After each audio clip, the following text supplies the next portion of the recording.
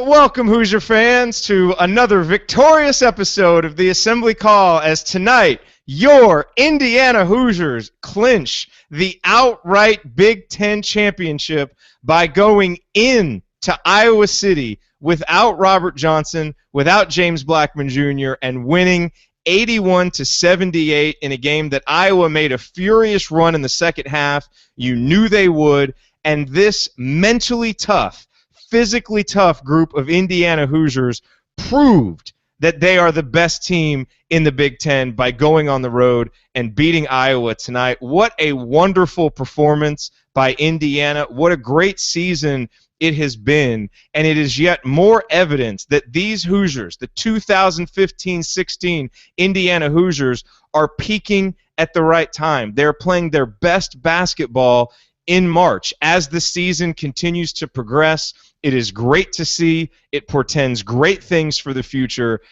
And all I have to say is this is one excited Assembly Call group. This is going to be a fun show. What a great performance by Indiana. And so let's start out, as we always do, with the banner moment. And look, I think to me it's pretty clear what the banner moment was in this game. We go toward the end of the game, about a minute left. It's 77-75. Indiana's got a 2-point lead with the ball. You know, Iowa has come back. They've taken a lead. Indiana's gotten it back. We're going down. And I said out loud, we're going to make a three right here. And what do? Yogi Ferrell pulls up and hits a dagger three-pointer to put Indiana up 80-75. Obviously, Iowa would never get any closer than the 3 points that they ended, the deficit that they ended with. But it was a huge shot for Yogi Ferrell, a guy who has done so many great things in his career. But as we remember, some shots that he's taken late in big games that we could have won on the road, like Maryland last year, haven't gone in. Tonight, Yogi made it. And you know what's even greater is he came down later, missed those 2 free throws, but his teammate picked him up. Thomas Bryant gets the offensive rebound, ends up making one of those free throws. And so it's a game where you have your senior leader making big play after big play, as Yogi did. And even when he falters a little bit, guys pick him up. And that's what is so great about this team. And that is why this team is hanging a banner for an outright Big Ten championship, and why it doesn't seem like such a crazy dream anymore to think about this team hanging another type of banner, or at least making a deep run in March, because they've got a leader like Yogi that can put them on his back in big situations, and a supporting cast that knows their roles, that is unselfish, and that continues to make big play after big play. Guys are fouling out. Guys are getting hurt. And you know what? Guys just keep stepping up and making plays. It shows the mental toughness of this team. It's one of the many reasons why I'm so proud, and why our entire staff here at the Assembly Call is so proud of this team. What a great shot by Yogi, because if you remember back, Indiana's last Big Ten title in 2013, remember whose great play it was on that rebound to make it tough for Jawan Morgan to get the perfect tip-in, and that tip-in rolls out. It was Yogi Ferrell making a great hustle play on that rebound at the last second at Michigan. So it's fitting that Yogi made so many big plays down the stretch tonight as the Hoosiers clinch yet another outright Big Ten title.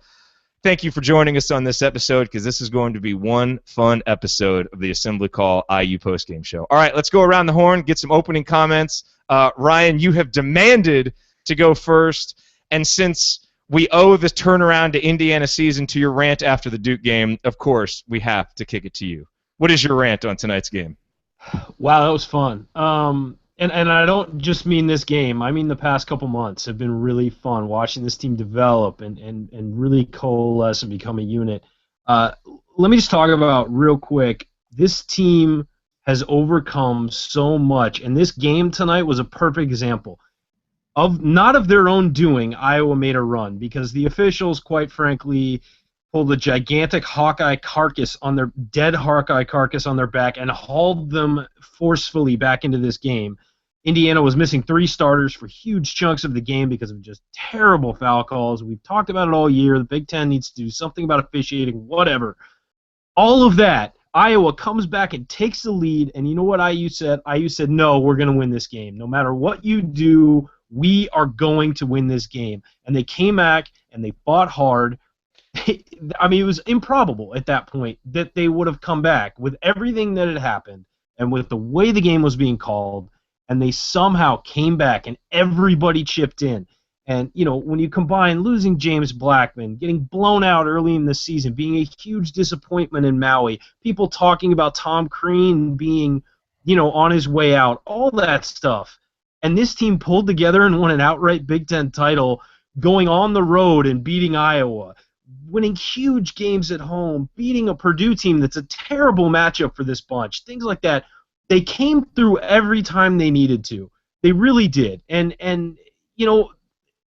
you can talk about this team has its flaws, and maybe tonight's game wasn't perfect. They should have been rebounding better, all that stuff.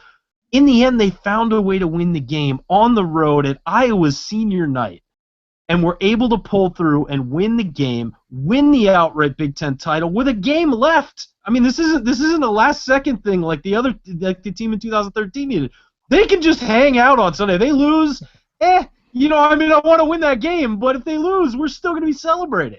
And so, it's just incredible what this team has done, the turnaround, the coaches, the players, everybody deserves credit.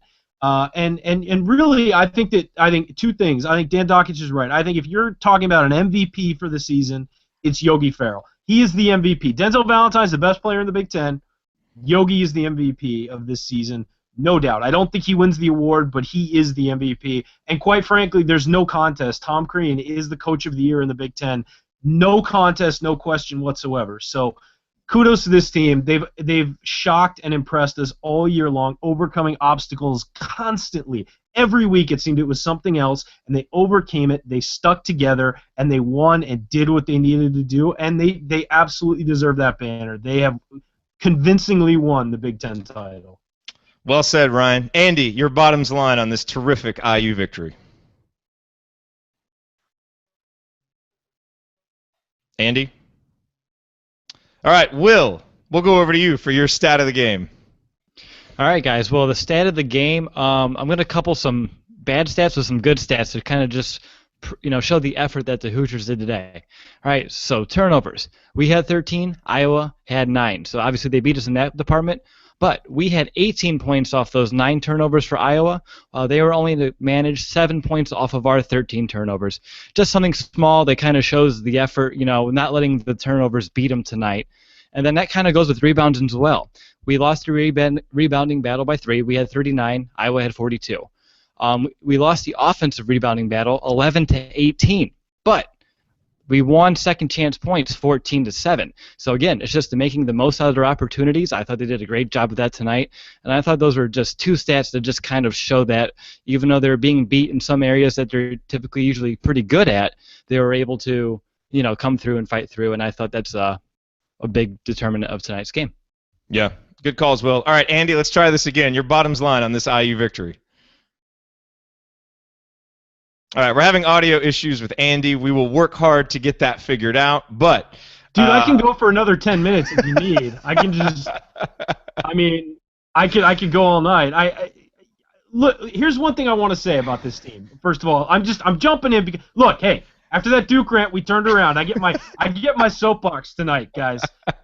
I just want to say that what I love about this team is that you look at the team now, and in 2013, when we won that outright Big Ten title, it felt like it was going to be the last time for a while. And it was, there was going to be a changing of the guard, and there was going to be a rebuilding process. I got to say, those 4 freshmen on this team, including Harrison Nego, have played such a great role in this team, and you feel like this team is on, and this program is on secure footing for the first time in a long time, not just next year, but into the future. And you feel like you've got pieces that could really do something and compete for future Big Ten titles. This doesn't feel like a one-year deal. And you look at the recruits coming in, and you look at the kids who are here now, and you look at the age of some of the players on the team. We're going to lose some great pieces in Yogi Ferrell, Nick Zeisloff, Max Bielfeldt. All have been huge this year. But you feel like there's hope with the guys who will replace them. And I think that's just, I don't know. I just feel like that this program not only is today amazing, but you look at, in foul trouble there, for a while, they had the 4 freshmen on the floor with Nick Zeisloff, and I tweeted out, okay, tell me if anybody thought this year that would be a lineup that Tom Crean would be forced to use. And they held their own. They were fine. And so I think it's one of those things where it's just so fascinating what this team has gone through and the transformation and the fact that they've used the entire bench. Everybody who's on scholarship has played at some point this year, and other than Tim Periller, all the scholarship players have played pretty significant minutes at some point or another. So yeah, that's the thing. Everybody has their role, and there is such a togetherness, and there is such an unselfishness, and there is such an enthusiasm on this team. Like, that's what makes them so fun to watch, and that's what makes this such a joy.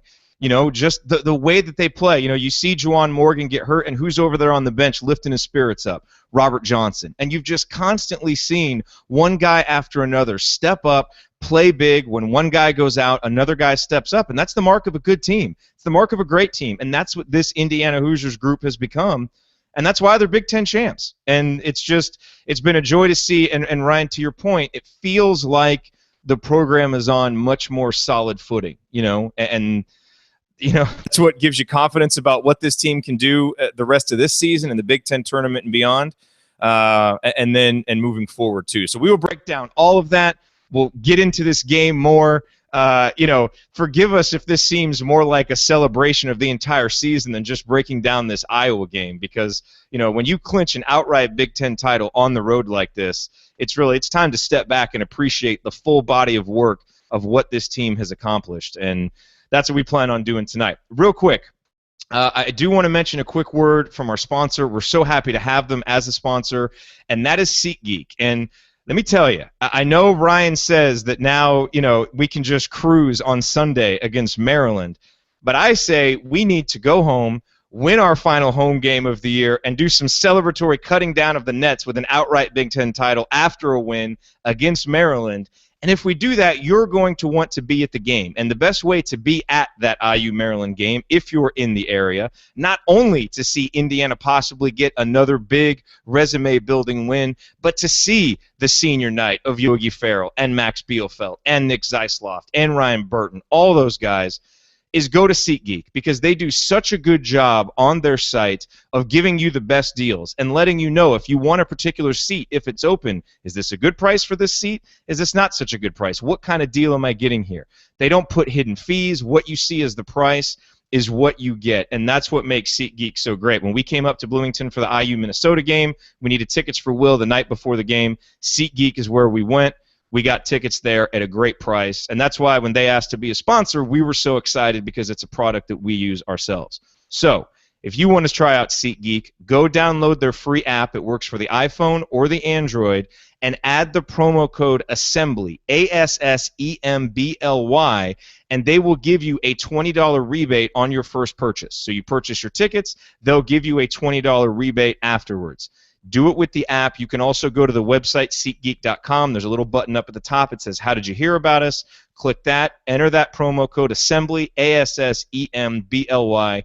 Get the best deal on tickets. Use it for IU Maryland. Use it for the Big Ten tournament. Use it for the NCAA tournament. Use it for the Sweet 16 and the Elite Eight. Use it for the Final Four. Wherever you want to follow the Hoosiers to, use it for that. You'll get the best price. SeatGeek. All right, everybody, we are celebrating Indiana's 81-78 victory over the Iowa Hawkeyes. Also, Indiana's clinching of an outright Big Ten title. Now, we're going to try and go to Andy. We're going to give him another chance here with the audio and get his bottoms line, because we need Andy's thoughts on this, in addition to what this might do for Indiana's resume, getting another big road win over a team like Iowa. So, Andy, let's see if we've got you for your bottoms line. All right. Hopefully it's working this time. Yes. All right. 2 internet browsers later and a few curse words, and I'm back in business. That's good to know. Tonight is it's probably gave me a little bit of extra time to form coherent thoughts, so I guess that's good. But to me, I tweeted this out after the game. Resiliency feels like a theme and a calling card for this team over the course of the season. Not only from how the season itself began, but also within some of these games and the way they bounced back, and that was definitely on display tonight. I think everybody talked about I was going to come out and shoot well at the beginning. Can they hang around? They did that. Fought back, took the lead, kind of fought through that end of half, and even made a good run with guys on the bench with foul trouble, and a lineup featuring 4 freshmen and Nick Zeisloft on the floor to end the game, or to end the half, and we're able to extend and keep that lead, and then built the lead in the second half, but you're just, you knew the Iowa run was coming, and it came, and they got down, and I think, as you mentioned, Jawan Morgan steps up, makes a couple big free throws there. Thomas Bryant, gets a good rebound, makes a free throw, and then Yogi with the dagger, which is more than fitting for this season. And just, again, that resiliency to hold on, to collect themselves again.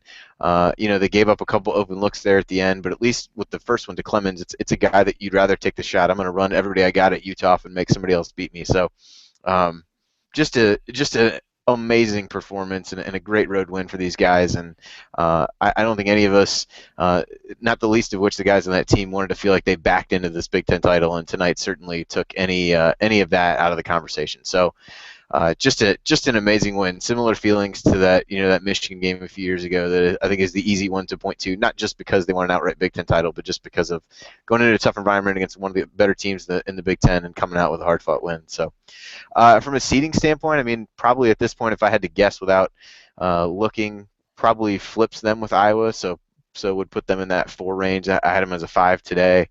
Iowa continues to drop. So they're hurt by that, and I think, again, IU's best road win was at Michigan. That has started to look a little bit worse, and even though the road record has been a positive, it was an easy argument that, well, who have they really beaten away from home?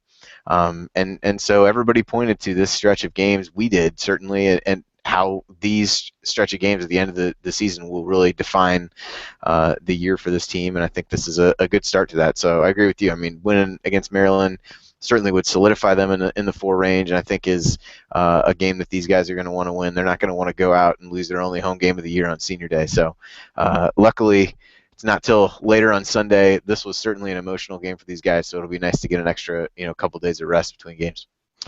We talked about Yogi. Obviously, his big shot was the banner moment. And I think, you look at the stat line, Yogi with 20 points, 5 assists, but only 7 of 19 from the field. Did have the 5 turnovers, but his stat line doesn't tell the full story, as it hasn't a lot this year, because his defense on Peter Jock for most of the night was terrific.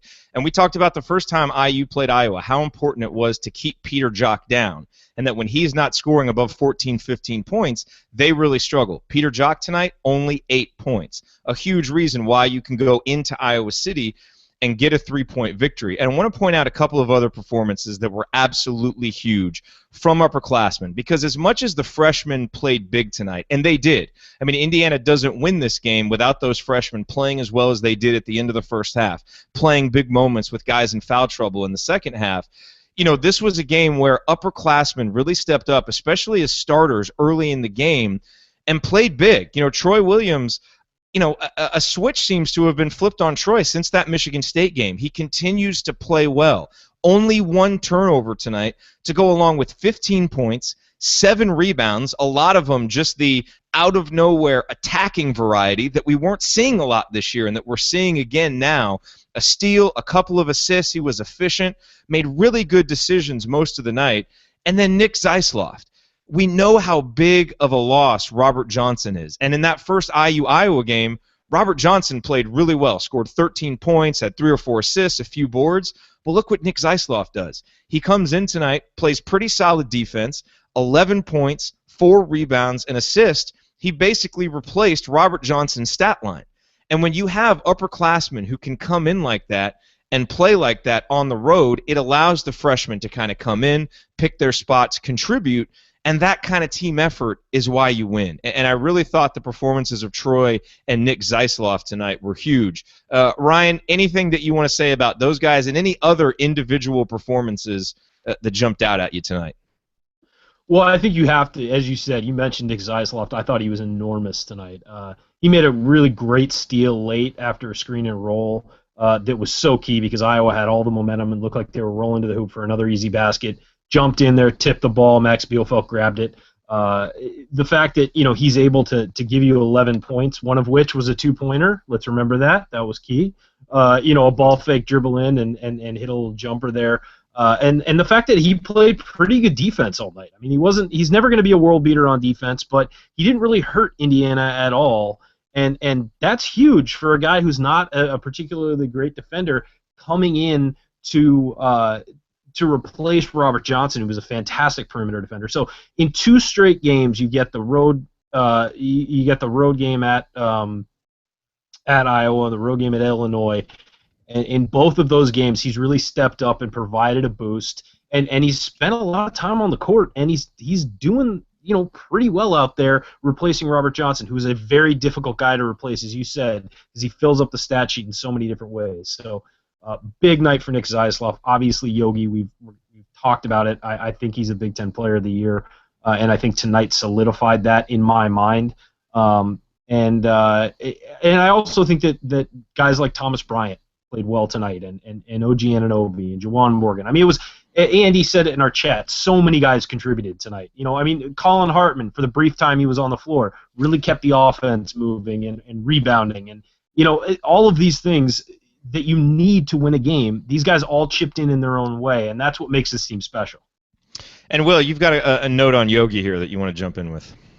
Yeah, I'm watching this video here on Twitter, with Crean and Yogi hugging. And, just a couple of stats here, a couple of milestones that Yogi eclipsed tonight, He scored 20 points tonight. That was the 30th time in his career that he scored 20 points. That's great. But coming in, he only needed 2 assists for to reach the 600 mark. Well, now that he has eclipsed the 600 assist mark, he is now only the second player in Big Ten history to score over 1,800 points, to pull down about 400 rebounds, and to dish out 600 or more assists. So if that doesn't solidify Yogi in the Big Ten history, I don't know what else would. By the way, so you folks, maybe some of you know this, some of you don't. If you go to assemblycall.com/register, you can join our free membership, and we have in there our 50 greatest Hoosiers of all time, and we put together a, kind of a sophisticated ranking algorithm for players based on, their career achievements and what the team did when they played, and that's how we rank all the players. And before the season, I think Yogi was 47th or 48th, and I just went in the other night and started adding up stuff that he's already done this year that we think he'll do, like probably be a second or third team All-American, something like that, make the All-Big Ten team, be team MVP, team get a Big Ten title, all of that without putting anything in for the NCAA tournament, and he had already jumped up to 21st, 22nd. So it gives you an idea, of kind of where he was entering the season and the kind of company that he is joining. We already know about, the assists and a lot of the personal accolades, but even and that our ranking system factors in a lot of team stuff, and considering what Yogi did as a freshman and now what his team is doing this year, again, he continues to move up the charts with his individual achievements and then what the team is doing, and it's great to see. Andy, let's talk for a minute about Tom Crean. I think we need to spend some time lauding him for his great work. Obviously coming into the season, everybody had a bit of an uneasy relationship with Coach Crean, and there were expectations, and he's on the hot seat, and we all said, got to compete for a Big Ten title, need to make a run into the second weekend, preferably the Elite Eight in the NCAA tournament. Well, the first part of that is done, as Indiana's won the outright Big Ten title. We'll see what happens in the tournament, but tell me if you agree with this, but as this season has gone along, I'm finding myself trusting him more, trusting that the decisions that he's going to make in-game are going to be good. I find myself questioning weird substitutions a lot less, and maybe that's a function of this team coming together and making the best of every situation, but even if that's the case, the coach gets credit for that, for holding it together when it could have fallen apart, putting guys in position to succeed, bringing freshmen along slowly so that they're ready to go by the time the season comes along, calling out his upperclassmen in the offseason, and then getting great leadership in season. And I guess what I'm saying is the last couple of years, it seemed like when he has tried to push buttons, he's either pushed the wrong ones or it's only worked for a short time. But this year, it just seems to me like he's taken the next step in his development as a coach. He seems a bit more mature as a coach, a little bit more relaxed. He's adjusting. We've heard a lot about how Indiana is practicing less now, and I guess I just want to get your take on it. But I think a lot of Indiana fans are coming around to this, but he deserves a lot of credit this year, and he's done a fantastic job. Yeah, it's really hard to.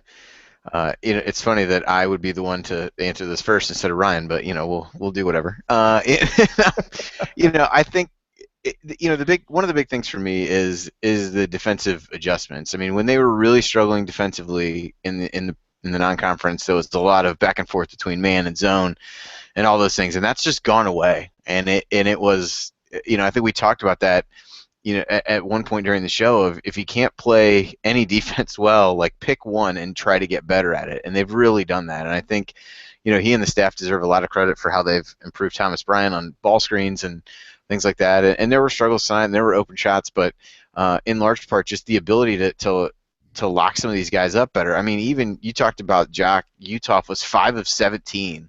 OG did a really good job on him, and Hartman, in the brief moments when he wasn't getting whistled for fouls, did a pretty good job on him as well early in the game. Clemens 5 of 15. Not only that, just to make Anthony Clemens take 15 shots. Those kinds of defensive performances on the best players on the other team in a tough environment were really impressive. And so they figured out ways to do that. The substitutions are interesting. I had somebody ask me after the game against Illinois how much Anunoby, Bryant, and Morgan had played together, because they did in that game for about a 2-minute stretch. And they had never played together the entire season up until that point against Illinois. And they did tonight almost out of necessity. But it was funny to look at that. And so you look at some of those things and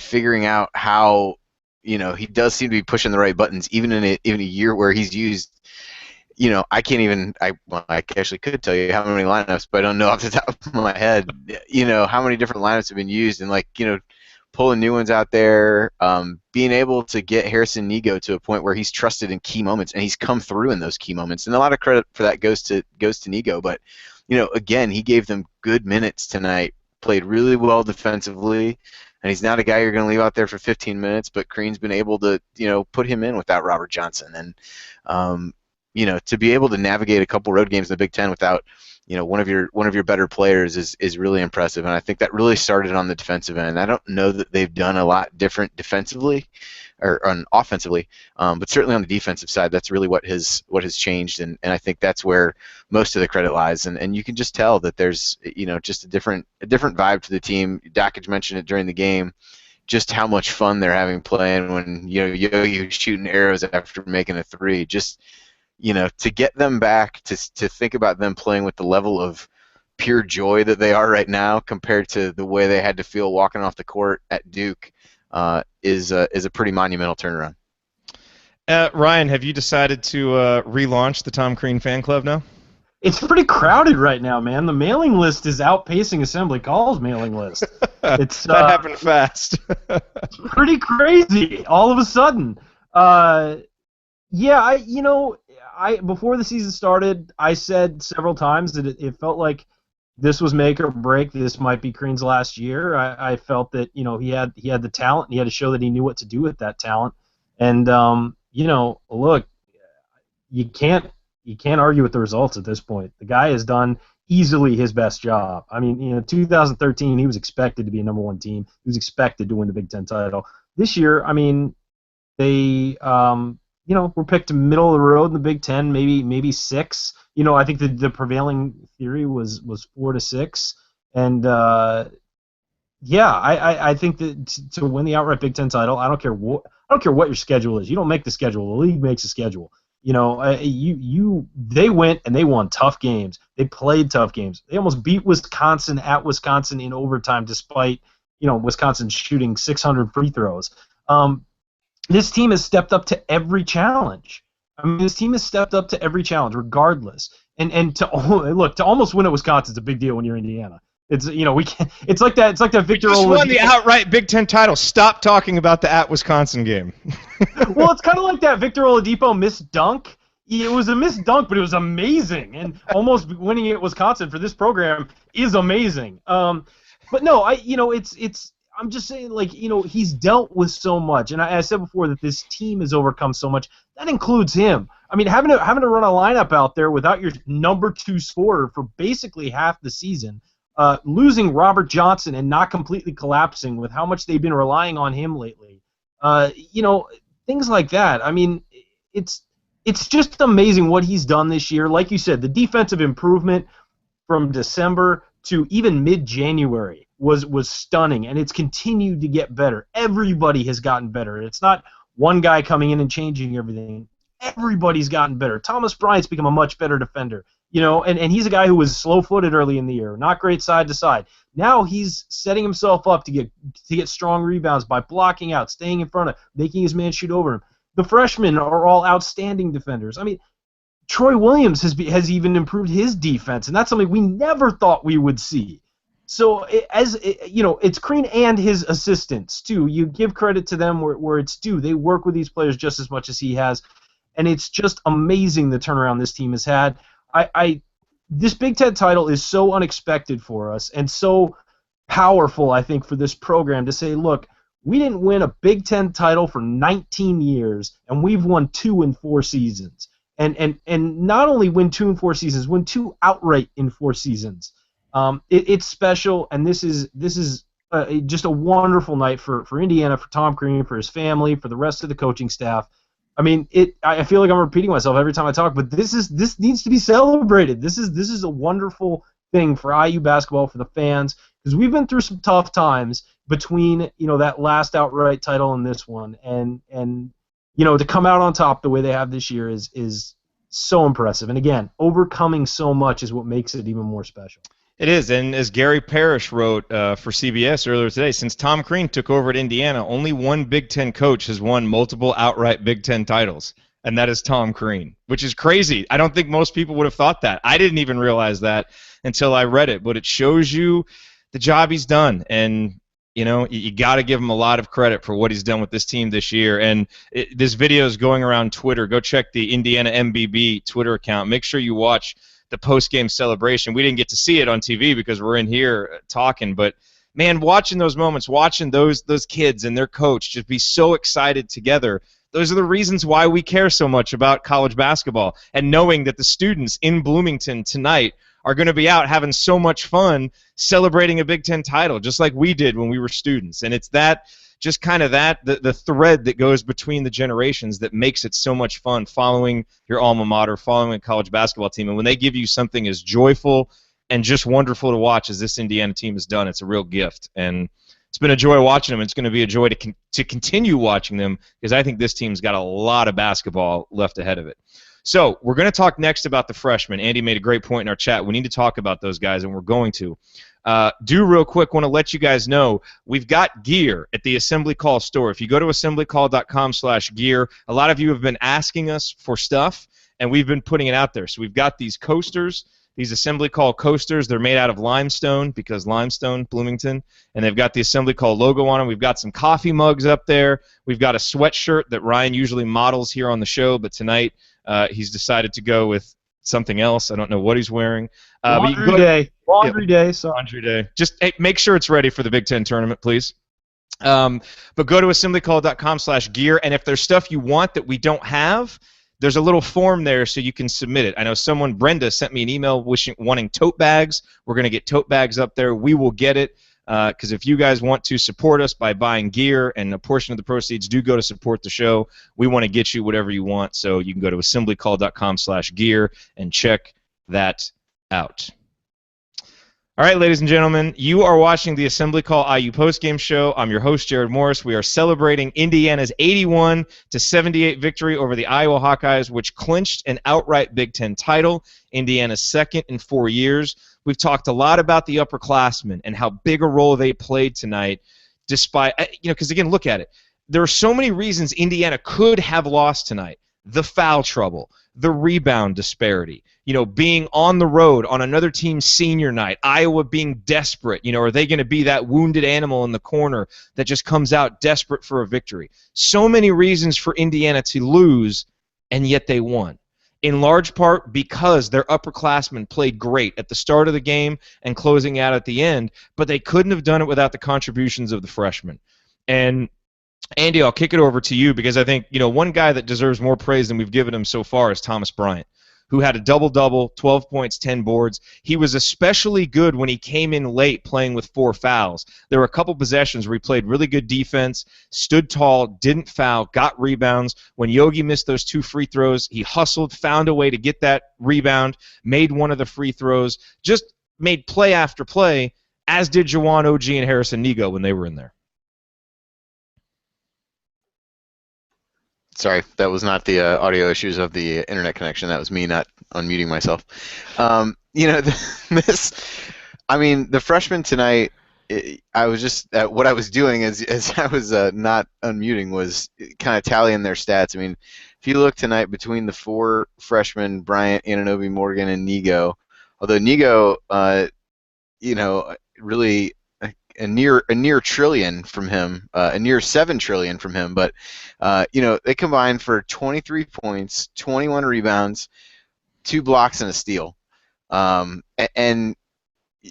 for huge stretches of the first half, I mean, we talked about at the end. I mean, all 4 of them were out on the court at the same time, which is something that without looking, I'm fairly certain that we've not seen so far this season. And those guys really helped bridge the gap when Hartman and Troy really got into foul trouble in the first half, and even during key stretches of the second half, they seemed to kind of take turns making big plays. Morgan had a number of huge plays, hit another big 3, which is, I think, at least a couple games in a row where he hit one in the first half. Iowa was making a little run, and then he drilled a 3 in the same way that he did against Illinois. A couple huge rebounds, one toward the end of the game. He just kind of flew in out of nowhere, grabbed a defensive rebound, and played great. OG, as we talked about earlier, really played good defense on Utah and flustered him. And at a time when Iowa had all the momentum, they isolated Utah and tried to get him to the basket, and OG blocked his shot and got the rebound.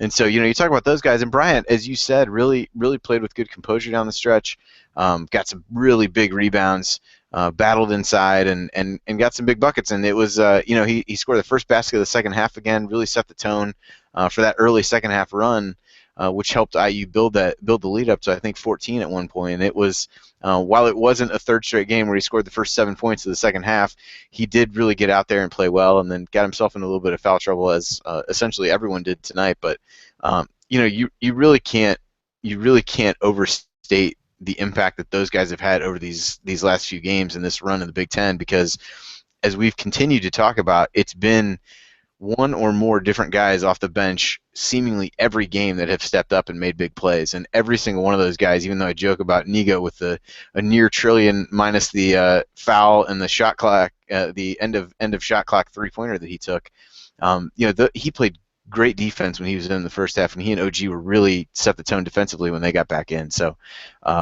those guys on both ends of the floor really got it done. And as a whole, that group was extremely impressive, and it's kind of the bookends for IU. You've either got really experienced guys or really inexperienced guys, but the fact that Crean was able to roll with the young guys for long stretches of time in a hostile environment in a game that Iowa was dying to win, it says a lot about those guys. And I guess the old, at the end of the season, freshmen are no longer freshmen thing may apply to these guys, because they're certainly not playing like it.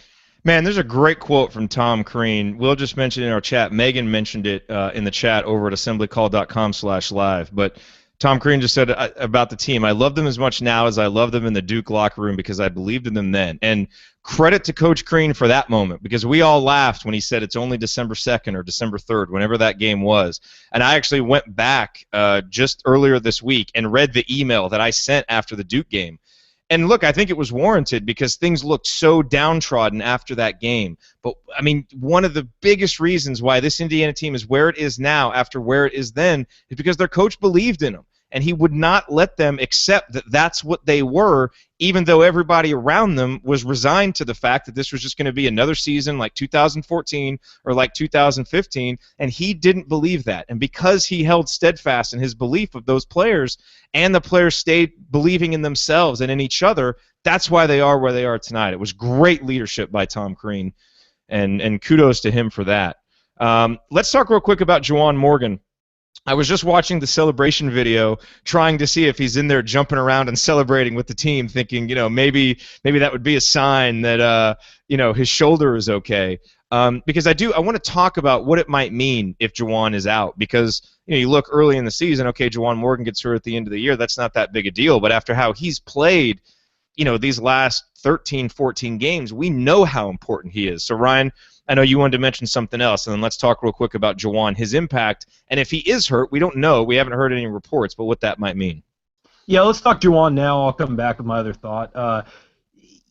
He's a very important loss. I think the one thing we have to look at, though, and remember is that coaches typically shorten their bench as the season goes on, especially entering tournament time. And I think that he would have been one of those guys seeing a little bit less time, maybe. But it's been so interesting the way Crean has used substitutions this year because it's unpredictable. He goes with the matchups, which I think is really smart. If he needs that guy who can go inside out, he grabs Morgan or Anunoby off the bench and puts him in there. Morgan has seemed to be a much stronger rebounder and just technically blocking out and doing things like that lately. And so he's been using him when we're having trouble rebounding the ball. Then he'll switch Anunoby when he needs a guy who can one-on-one defend more out on the floor. You saw Morgan tonight was trusted with guarding Utah, and I was telling my dad, as much as I was like, that's a terrible matchup. What are we doing? Well, he did pretty well on him. He got beat a few times, but that's a senior beating a freshman. It happens. But I think that both Anunoby and Morgan got beaten regularly by Utah when they played in Bloomington, and tonight both guys were pretty darn good on him and forced him into some bad shots and stood tall when he went right at them. So yeah, you're losing a defender, you're losing a guy who can rebound. I don't know. We don't know what the story is. It looked like it was his left shoulder, which is his off shoulder, which might help him come back a little bit faster. It's not his shooting shoulder, which would likely, if it was separated or anything was torn, it would be a season-ending injury almost undoubtedly. So we don't know what that is. Maybe he misses. I would say best case scenario is maybe he misses the Big Ten tournament, and we bring him back for the NCAA tournament or something. Give him some rest. I think now, talking about throwing in another guy now that Robert Johnson. Now that we've clinched the Big Ten title, maybe you don't bring Robert Johnson back for that Maryland game. Maybe you let him sit until we'll be the number one seed and have a couple buys in the Big Ten tournament. Maybe you bring him back for that. So now that's a strategic thing to figure out how long do these guys need off. But of course you're going to miss him. If he goes out, just because he is, like OG, has been steadily improving and steadily contributing to this team. And again, as you said, and Andy said, those two guys and the other freshmen, Bryant and Nigo, are a big reason why we are where we are. So missing any of them would be a blow. But luckily, I feel like we've got enough depth at that sort of small forward, power forward position to weather that storm. But obviously, you don't want to lose him for any amount of time. No, I think he's so big. And Will, a few things about some shoulder injuries, and we should let folks know you've got a pretty big shoulder surgery coming up in about a week, which we wish you well on. And so you may have to miss a few games for that, but that's definitely an excused absence, I think. Yeah, I would hope so. It's only the Big Ten tournament, like you said. Hopefully we do well, but tend to not. But we won it outright. Hey, don't bring that negativity here tonight. Don't bring that. All right. Either don't talk about the Big Ten tournament or talk about us making it all the way to Sunday, because we're going to be the number one seed. Cut his mic, Jared. Cut his mic. Pipe down, Junior. The adults are talking. Yeah, Ryan wants to talk about Wisconsin again. Yeah, but real quick about the shoulder.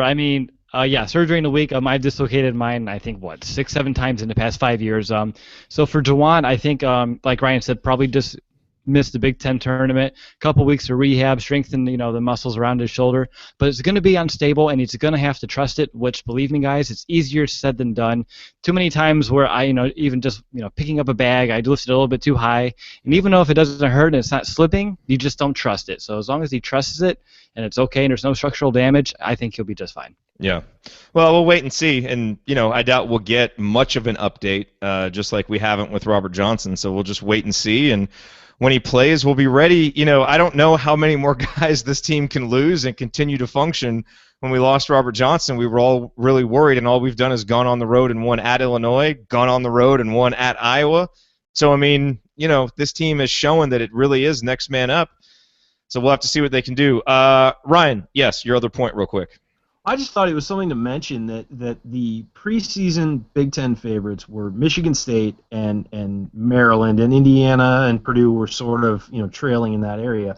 Well, if you look at the Big Ten leaders this last couple weeks, and you look at Maryland is fading, Iowa fading hard, Michigan State is starting to play to their potential and is probably honestly playing as well as anybody in the country along with Kansas.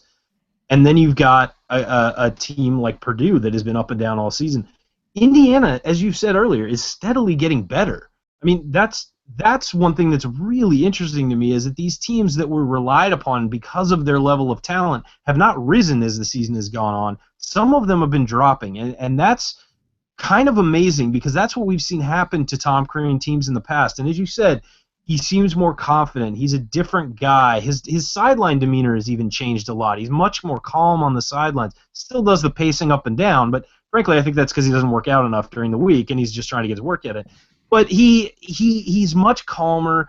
He seems, not to panic as much. And as we've also said, he's been giving guys days off. He's been trying to give guys substitutions for rest. He's been mixing it up and being different this year, and it's paying off because his team is continuing to build and play better while other guys are coming back down to earth. And I just think that's so different than what we've seen, and it's so worth noting about this team and what makes them different than in the past. We don't have to be worried that the other shoe's going to drop at some point because they're continuing to improve steadily, and he's a big part of that. The training staff, they're in much better shape. The training staff has to be praised, all that stuff. So I just think it's interesting that we're getting better when other teams are coming back down. As we continue to lose guys. It's like the more we have excuses to lose, we just defy them and keep winning, which that's what I'm saying. There is a resolve to this team, a mental and physical resolve that the last two seasons did not have. They just didn't. And I think a big part of it, and Andy, I want to get your thoughts on this, is we finally have a senior again. That may seem like kind of a silly thing to say, but we all know how college basketball is, especially in the Big Ten. And when you have a senior like Yogi, who has been a senior at Indiana for 4 years and really is the embodiment of your culture, and his development and maturity has really been, it's embodied the development and maturity of your program's maturity back to what it was in 2013. It took a couple years, but as Yogi's gotten there, the program has gotten there. And then you have a guy like Max Bielfeldt, who's been around the block, who comes in and has been huge, and Nick Zeisloft. Having those seniors to lead, and to where your freshmen, again, can just come in, pick their spots, and play well, but there's not so much pressure on them. That's how you build a program. And Indiana has had a succession of teams from 2013 to 14 to 15, and it finally feels like now we've got another good team that may be the jumping off point for a program, and I don't think you can underestimate the impact of seniors on that. Yeah, it's funny to think about Sunday's game being the last one for Yogi there, who's obviously the guy that has been around the longest of them. But, had you said even last year at the beginning when Zeisloft had just begun, and I don't think anybody really knew what they were getting with him. And I think you could probably make the same argument about Bielfeldt this year.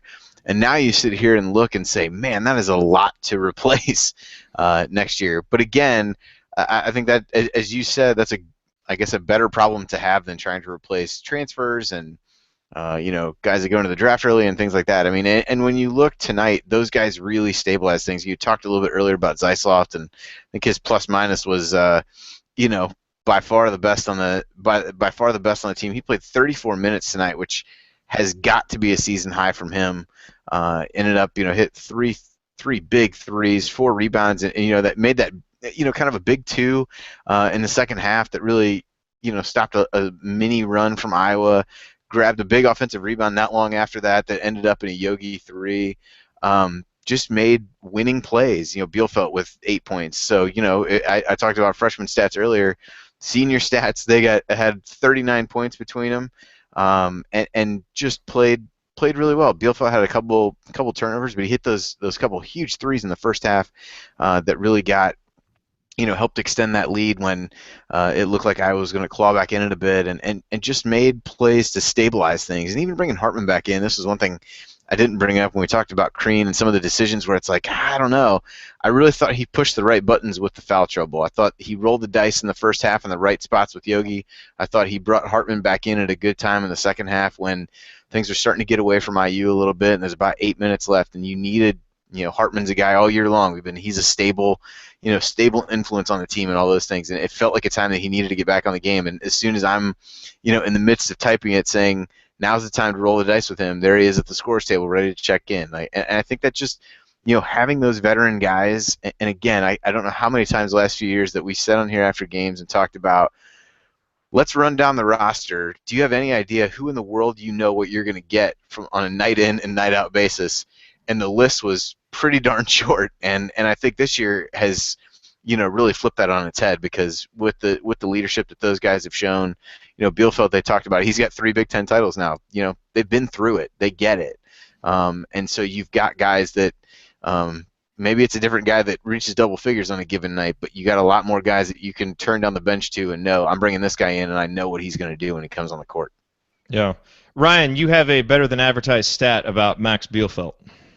Max Bielfeldt, who, as we all know, better than advertised, according to Tom Crean, he is the first player to win a Big Ten title at 2 different schools. That is a great trivia question that will get you a drink somewhere in this country. If you bet somebody. And also, I think it's fair to note that Yogi Ferrell is the first Indiana player to win 2 outright Big Ten titles since Matt Nover did it in 1989 and 1993. Again, pretty great for Yogi to bookend his career with 2 outright Big Ten titles, and especially considering how low things sank in those 2 middle years. Pretty amazing for him as a senior to step up, because a lot of times during that freshman season, we looked at him as not necessarily a weak link, but looked at him as, the guy you didn't count on as much. You wanted to go, he was, the 4th option or 5th option, and now he's the guy, and so we got to experience it both ways, which I think is great. Congratulations to him and the Farrell family. Doc Libby, our good friend. It's awesome for them to do that. They've been amazing Hoosiers, and I think you got to start talking about, I know the season's not over. I said that earlier tonight when he hit that 3, I said, gosh, I'm so going to miss Yogi Ferrell in an Indiana uniform. We got plenty of time with him left. I'm not saying that. I'm just saying it made me think about that, and made me sort of think back over his career, and I'm really going to miss seeing him dress up in the cream and crimson, but at the same time, he's given us so many memories that it's been worth it the entire time, and I think it's time to, really, when we're done with this, start talking about where he fits all time, because there aren't many people who ever put on that jersey who could say they had a better career than Yogi Ferrell. No, and hopefully after a big win over Maryland and a great senior night speech, and by the way, as we always do, we will delay the assembly call until after the senior speeches are done. You can either listen to those on the radio, or typically the Big Ten Network will stream them. But the show will start about a half hour later than normal because of the senior speeches, which hopefully will be a celebration of the impact of all of these guys after a big win. Andy, you wanted to mention something on Max.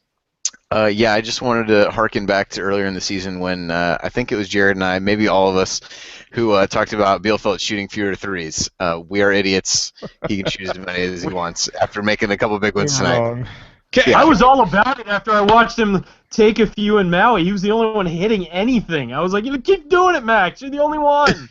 Can we just appreciate Max? I mean, we've spent a lot of time appreciating Max, but look, Indiana doesn't win an outright Big Ten title without him. Indiana might not win at Rutgers without him. Like, he stepped up. There were a few games where he stepped up that Indiana won that they would not have won without him. And just trying to picture this season without him, because for so long, Jawan and OG, you couldn't count on them like you can now. And Max was the guy with size off the bench. I mean, he has just been huge, absolutely huge. And I think, all the seniors are going to get huge ovations. And I think Max is going to be embraced, as will Zeisloff, just like they've been here for, no one will get what Yogi got. There's something special about a guy who's been here his whole time. But I think it'll be pretty hard to tell that those guys haven't been here their whole time, because they are fully Hoosiers and fans have fully embraced them. Yeah, I think one thing you've got to respect about Max is that he didn't just come to Indiana and play out the string. He got much better over the summer before he got in there. And that's huge, because he didn't get rejected by Michigan and think, okay, well, I'm gonna finish my last year and just do what I did. He is a much better player, and they've mentioned that. The people who watched him all the time at Michigan have said that repeatedly. This isn't the same guy. He's worked on his outside shooting. He's worked on his post moves. He's worked on his defense. He's worked on just being a leader on the court and pointing things out to guys. Hey, no, you're supposed to go here. Watch this. There's a screen coming. All that.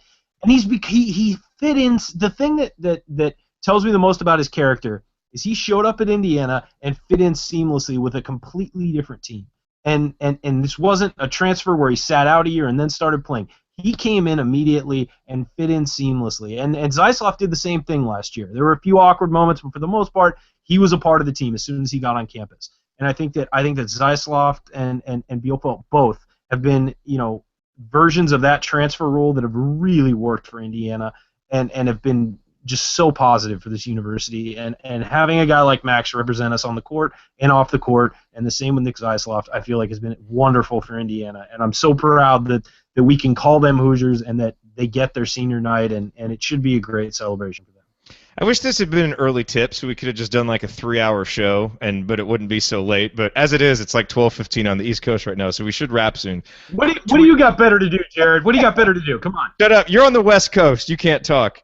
That's right. Quick tweet from Fran Fraschilla. Picking a first-team All-America team will be hard as hell. If you go by importance to a team, Yogi Ferrell has to be in the discussion. I agree. And then a note from Tom Crean about Jawan Morgan said, obviously nothing definitive is known, but he was in a lot of pain. So he'll have an MRI when he gets back into Bloomington. But it certainly isn't something where it was, all better, about an hour later in the locker room. He was still in some pain, so we'll have to wait and see. Andy, real quick, before we take our final break, get to our picks, you want to just give us the quick 30 to 45-second overview of the Maryland Terrapins who are coming into town on Sunday?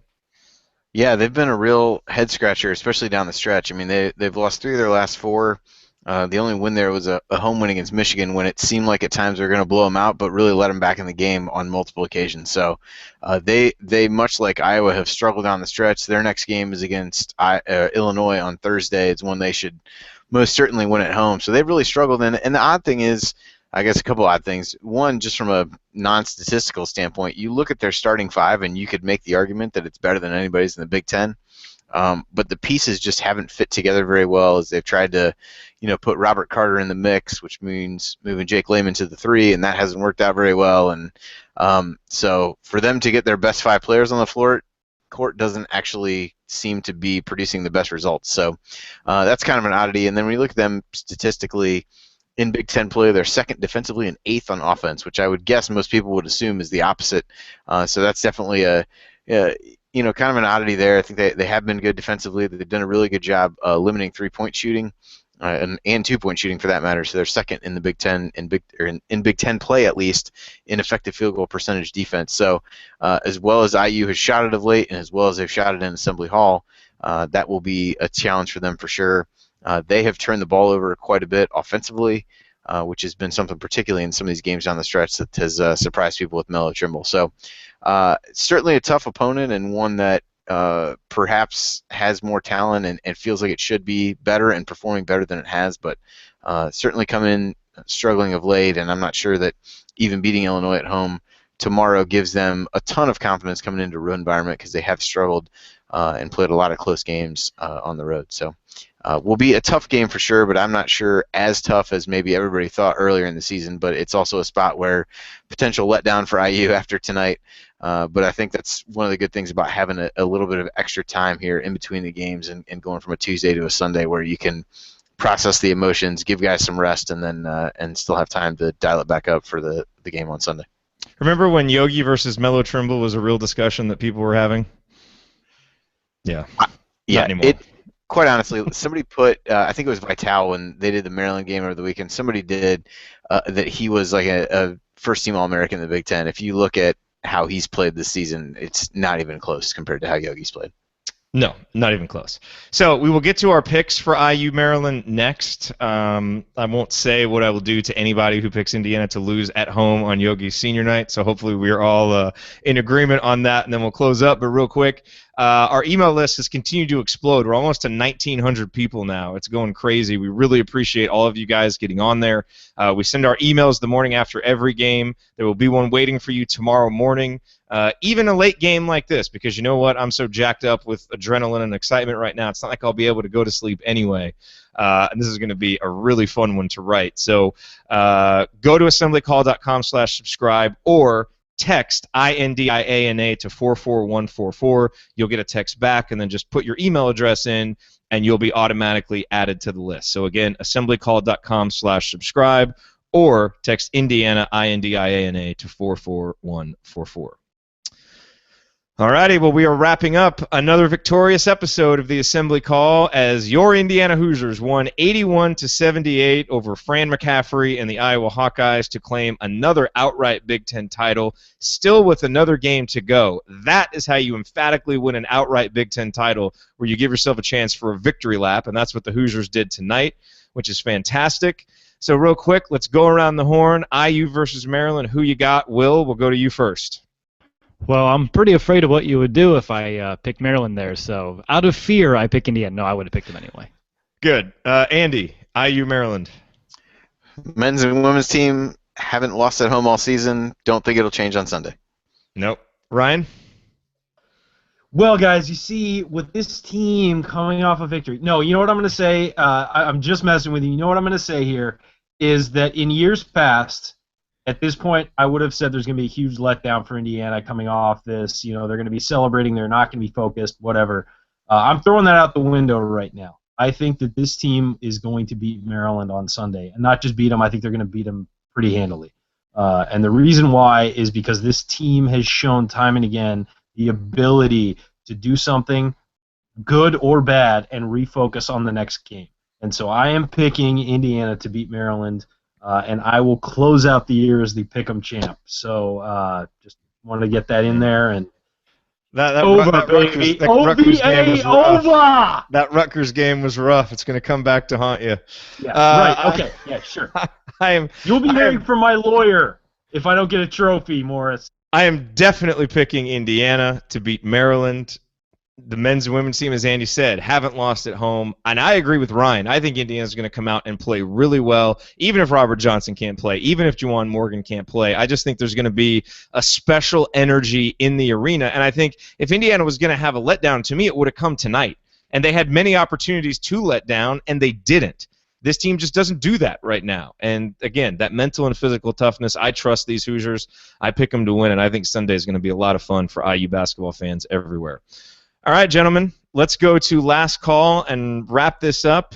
Another great Indiana win, another outright Big Ten title. Mr. DeWitt, we will go to you first. Last call. All right, so I'm going to say another stat here that we didn't get to since we kind of went a little bit more big picture tonight.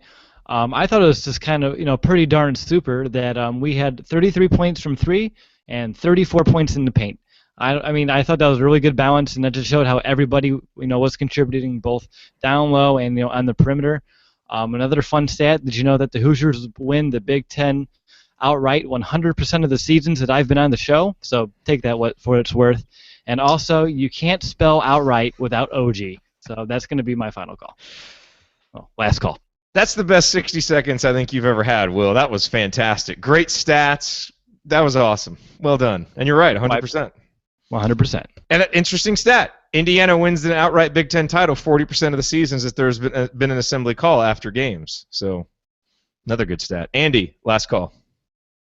It's really hard to sum up. I think we'll probably talk, I'm sure, on Sunday a lot about the legacy of a guy like Yogi and what's to come in the Big Ten tournament. But for tonight, it was cool. I just kind of watched a video of Crean in the locker room and already, clearly talked about what an important win and what it said about the team, but got choked up as he said there was no way that they would let these seniors walk out on Sunday with their heads down with a loss, no matter what happened today, and kind of not speaking in the past tense and things like that. So I think that says it well. This team, I feel like it's easy to kind of walk around with using the old chip on your shoulder, all that nonsense, but I would love to see this team stick it to everybody who said they didn't play a tough enough schedule and they didn't do this and they didn't do that and win it by 2 games outright. So I'm hoping for that on Sunday. Big senior day for Yogi, who that dagger tonight, I've been kind of watching SportsCenter waiting for it to come back on. Just as beautiful the second time around, although my wife will likely not wake up my children yelling after it as we watch it on replay as she did when it happened live. So, but it was just a great win. I mean, unbelievable. Best win of the season for all that came with it. All the fouls at apparently Cole Center West is what we can now call Carver Hawkeye Arena, I think. But we're able to overcome that. And again, just hard to not be impressed with the resiliency that this team showed. So in some way looking to bounce back from an emotional win and be resilient again on Sunday and take care of business at home, finish out an undefeated home season for these guys, and send Yogi out with a win. Absolutely. Ryan, last call. Resiliency is a word that Andy used, and I was going to use it too, because I think it's worth noting, not only through all the things that we've talked about all night that they bounced back from and they overcame to come to this point. We mentioned it a few shows ago. This team is not at a losing streak all season, and it will end the regular season. No matter what happens on Sunday, it will end the regular season without having a losing streak. That's pretty incredible any season, let alone this one where there are so many ways for this to go wrong and so many ways for this to go off a cliff. And these guys just, as I said, stayed focused on the task at hand. And I've got two more Fran Fraschilla quotes that I think are really prescient right now, given that I was in Maui. This team essentially opened the season in Maui, and I was there, and I was depressed as you can possibly be while on Maui. And he says, I saw IU in October and saw them in Maui. Tom Crean has done one of the best in-season coaching jobs I've seen in recent years, National Coach of the Year candidate. Then he says, Tom Crean walked by me after loss to UNLV in Maui and said, quote, we'll get this fixed. I honestly didn't see it then. They fixed it. And I think that goes back to what you were saying about the Duke game and how, it's only December 3rd. And we'll fix this and we'll get better. And everybody was just kind of shaking their head and saying, you got to be kidding, man. Really? You're not flipping out and you're not frustrated. And as you said, he said he believed in these kids then and he believes in them the same amount now. And quite frankly, that's the sign of a special relationship between a coach and his players, and especially when that coach called out a lack of leadership over the summer, kicked off a very popular player from the team at the end of the summer. Those things all add up, and this team trusts each other. They love playing together. They love their coach, and when all of that comes together and meshes with talent, you get what we have, and that's an outright Big Ten title and a chance to be one of the most special teams in Indiana history because of what they've overcome and what they've gone through, and probably my favorite team since I've been a Hoosier. Yeah. It was Coach Norman Dale who said, if you put your effort and concentration into playing to your potential, to be the best that you can be, I don't care what the scoreboard says at the end of the game. In my book, we're going to be winners. Well, the thing that we knew about this year's Indiana Hoosiers, because of the talent, because of the experience that they had, because of a guy like Thomas Bryant coming in, we knew that if this team put in the effort, put in the concentration, had the togetherness to play up to their potential, to maximize their potential, that they could do special things. And when the season started off like it did in Maui and in Durham with those bad losses, it wasn't just that the team was playing badly, it's that they weren't playing anywhere close to their potential. And you could feel something really special that we all knew could be special starting to slip away. And that's why this turnaround and the way that this team has played and the way that they have come together and focused and concentrated and played with great effort and played with great energy and enthusiasm to get to this point now where they really are maximizing their potential, playing up to their potential, and now they've got a chance to even exceed it, certainly what we thought that potential may be. It's what makes being a sports fan great, and it's especially what makes being a college sports fan great. And to see, like you said, Ryan, the relationship between coach and player, and to see fans rallying around this team, and to see just the excitement in Bloomington across the globe, because we feel it with all the people who are members of our audience. It's so wonderful, and it's what makes doing the show, what makes being a fan just such a great experience. And so I know that it was a little bit up and down early, and I know that a lot of people kept the team at arm's length. Even we did. I predicted Indiana to go 11-7 before Big Ten play started, and I'm typically as optimistic as anybody. But the last couple of years really made me cautious. But this team has blown through all of that because they believed in themselves, they believed in each other, and look what they are. Look where they are right now, outright Big Ten champs. I'm so proud of them, and I'm so excited to see what they have moving forward. Because, as I said before, I think this team has a lot of basketball ahead of it. With the way that they're playing, with the belief they have in each other, this team can do a lot of things. And just with the talent that they have, this team is a really tough matchup, and they can cause a lot of problems for other teams. And in a team where there aren't really any great college basketball teams out there, Why not us? Because for a good port early in the season, we were a good to mediocre team. And then we became good again. And then we became really good. And now you go into Iowa and play like we played and do some of the things we've done. This is becoming a great basketball team. And, Ryan, I echo what you say. They're so much fun to watch. And we'll see. The potential is there for some great things down the stretch. We're going to see what this team does. And it's going to be a joy to watch, and I think it's going to continue on Sunday against Maryland. And again, we will start the show. It'll be after the senior speeches, so as soon as those are done, join us for another episode of the Assembly Call. And Wednesday night, tomorrow night, our interns are doing another show, a midweek edition. Andy's going to be on there. Dr. Galen Clavio will be on there. We'll be talking some bracketology, so check that out. It'll be at 6:30 Eastern Time. But for tonight, thank you all very much for being here live. I can see the numbers. This was by far the most people that we had live watching an episode all season long. And I know it's late, and I know that you guys have lots of great things to do, so we really appreciate you being here, spending time with us. You, like us, just want to keep this feeling going. Enjoy it for a little bit longer. That's why we do the show. We appreciate you being here, and we will be back after IU Maryland, which will hopefully continue this momentum and start building forward for a special March with some deep runs in the tournament. All right, everybody, your Indiana Hoosiers are outright Big Ten champs. Hell yes. We'll talk to you on Sunday.